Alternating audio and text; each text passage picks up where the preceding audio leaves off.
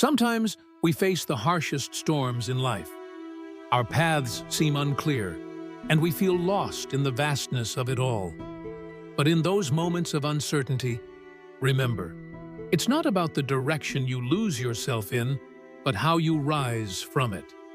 The fire of adversity may burn you, but it can also forge you into something stronger, more resilient. Every challenge is a lesson. Every setback is a step forward. When you feel lost, trust that you're being shaped for something greater. The strength to rise from the fire is within you. Keep going. The path forward is brighter than you think.